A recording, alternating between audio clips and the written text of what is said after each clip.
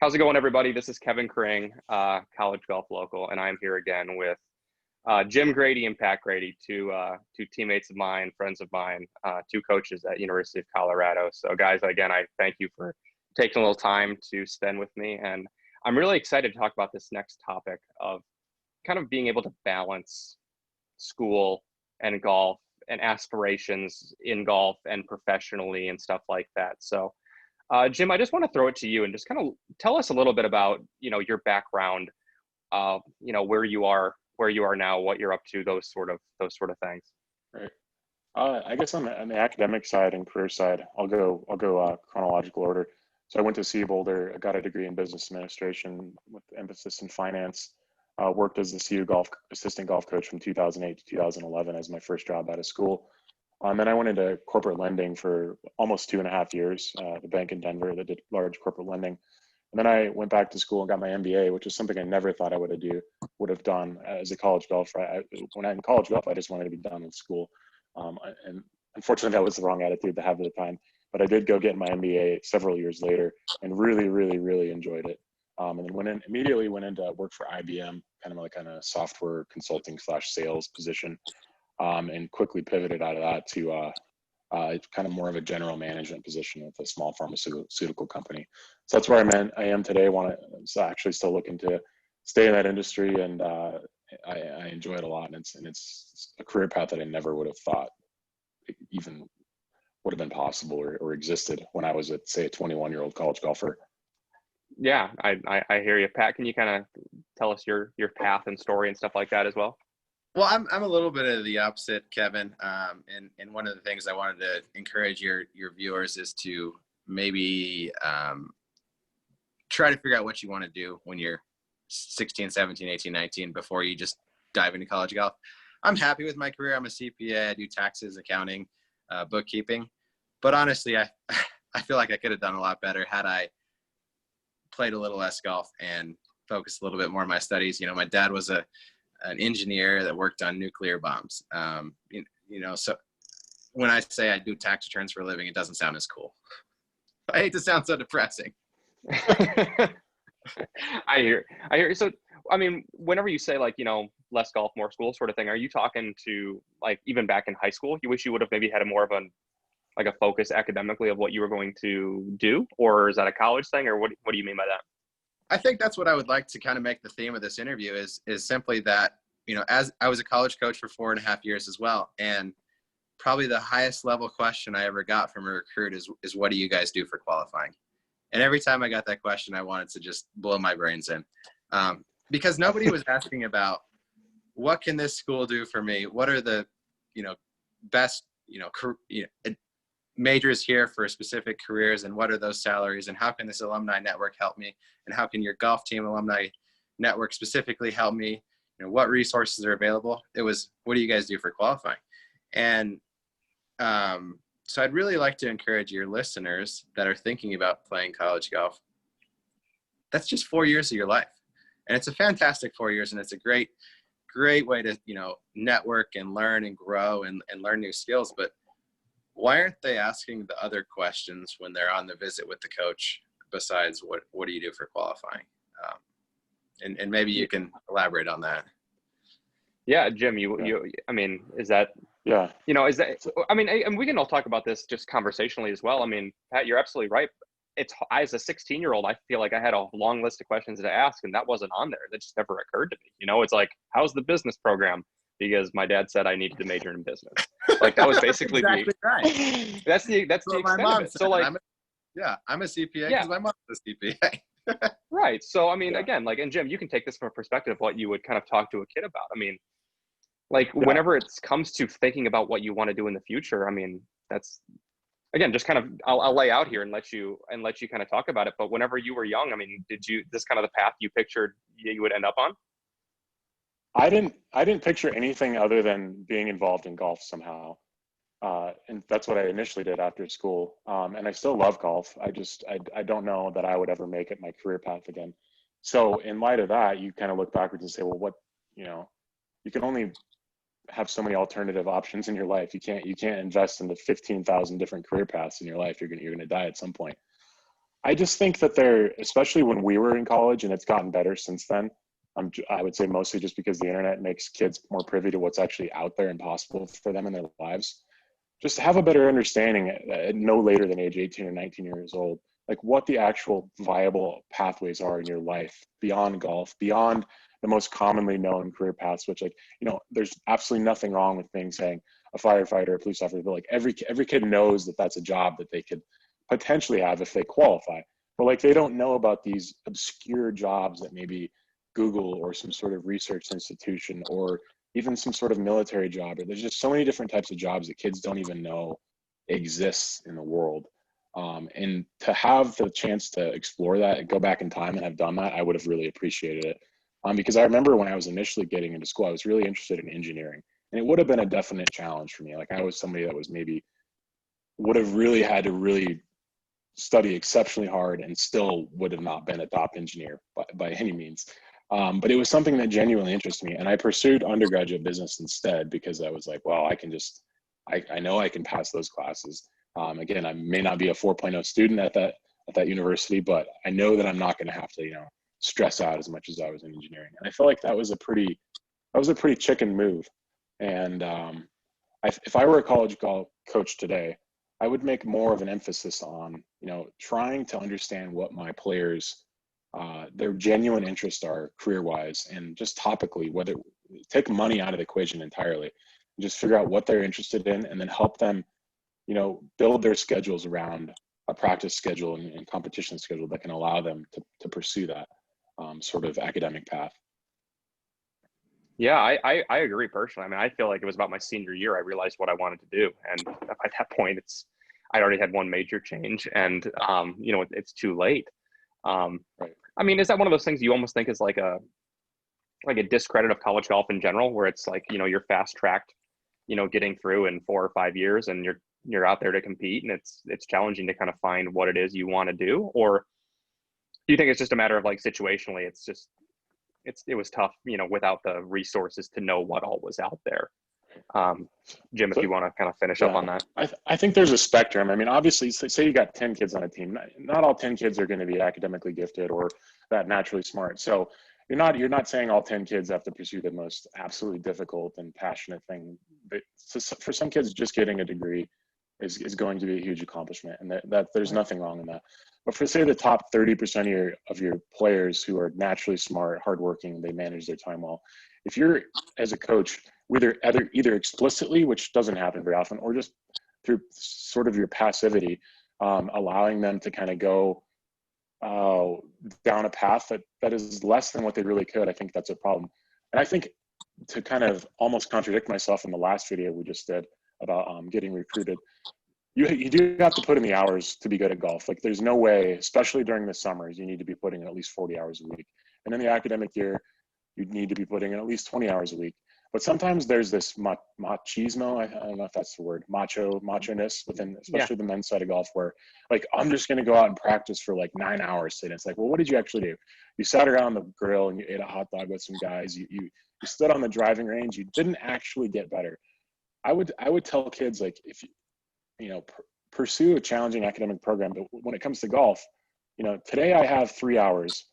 And it's not going to be 4 hours. It's not going to be 5. It's going to be 3 hours strictly. And I'm going to learn how to practice efficiently. Because if I don't know how to do that, then I'm not going to be very good anyway. And one really good example when I was in school was a player on the women's team at CU, Maria, and I'm probably going to butcher her Swedish last name again, Persson-Gulda, Persson-Gulda, probably the most intelligent person that's ever gone through the CU or men's or women's program. Did like 3 majors in like economics, applied math, and physics engineering, I think, at CU, and was one of the best golfers ever that the CU program has ever had. And I remember seeing her sometimes practice. It seemed like maybe she didn't always 100% of the time put in as many hours as some of the other girls on the team, but she was always very deliberate about what she was doing when she was practicing. And she probably got more out of that practice regimen than people who are just out there aimlessly for 4 or 5 hours saying, oh, well, I don't have that much homework today because I'm pursuing an easier major and I'm just going to hang out here and hit balls for 5 hours. and it's certainly paid off in their life. And I think more coaches and players could kind of learn from people with that kind of background. Yeah, that's absolutely right, Pat. I mean, do you have any kind of stories you could share within, I don't know, that sort of realm as well? I mean, Yeah, like I said, I mean, go ahead. Sorry. well, I would agree with Jim that, you don't, putting in the hours isn't always the best thing. But just to reiterate, I would highly encourage your kids when they're even the sophomore, junior, or senior in high school, as early as sophomore year, shadow an employer, do some research about what careers are out there. And so your highest question when you go visit a college coach is what kind of clubs you use. Like, you want to ask that coach, how can this school help me achieve this particular dream? Because I've put in a good deal of thought about what I want to do after college, and how can this college get me there? Rather than, are the courses in good condition when in the winter? That's the best question you hear from a recruit sometimes. Yeah. Yeah, no, you're spot on. And I've got a kid I've been working with now for a little bit, and like his goal is to be valedictorian. He's really, really bright. Yeah. And, there's certainly like I don't want to mislead him because he wants to play college golf. And I've told him, college golf can open doors at certain schools too, I believe. That, it might be a school that just whenever you're a resume on paper as a student, it's a hard school to get into. But by having golf and like access to the team, it can open up other doors as a way to, to qualify for the school basically. And there's value in that as well. But I think you guys are spot on, is like asking these questions about kind of like long-term. And I think this conversation is valuable for parents as well, because I think it's hard for 16-year-olds to really kind of comprehend like the spectrum of life, right? And what it all kind of looks like. But just kind of having these sort of like more deep conversations can help educate, families and kids about what is important, and that college golf is available and it's a tool, and not everybody's going to play professionally. I mean, I know both of you played professionally for a little bit, and it doesn't always pan out for everybody, and that's totally okay. But whenever it's like you're on a single track mind of like, I'm going to play college golf, I'm going to get through and get way better and then play on the tour, it just doesn't necessarily work out that way. Right. So what you go ahead, Jim. What you just said, Kevin, made me think of something. You said something about get out there on tour, which is, I think, on some level, a very consistent aspiration across at least the men. Speaking on the men's side of college golf, 90% of kids say they want to play on tour, and maybe 50% of those kids actually think they can, which means 45% of college golfers are thinking they're going to be on tour, when in reality it's less than 3 to 5% probably that ever have any sort of substantial career on what is it? Corn Ferry. Corn Ferry. I forgot what they renamed it recently, or PGA Tour. And so I would ask those kids, like, well, what is it about pro golf? I can understand maybe having that epic Tiger Woods career would be just like a dream to most kids, but and you don't want to shoot some kid down if that's what he really wants to, have at it. But ask that kid, is it the fame? Is it the money? Is it the travel that you really want? Or do you really love playing golf? Because I bet Tiger and Phil would truly say, I really, really, really loved playing golf at that age, and I just wanted to win. Whereas a lot of kids, I feel like, if you really dug deeper, you'd find out on that psychiatrist or psychologist chair, if you really dug into them, it's actually the money, it's actually the travel, it's sort of the glamour, it's the Instagram likes. And if that's why you're doing it, man, there's actually way better ways to become rich and get Instagram likes, easier ways, I would say, than to try and beat, the career path of Tiger Woods. If that's what you're really after. And that is a not insignificant portion of kids. It's the money, it's the Instagram likes, it's the things that normal humans kind of desire.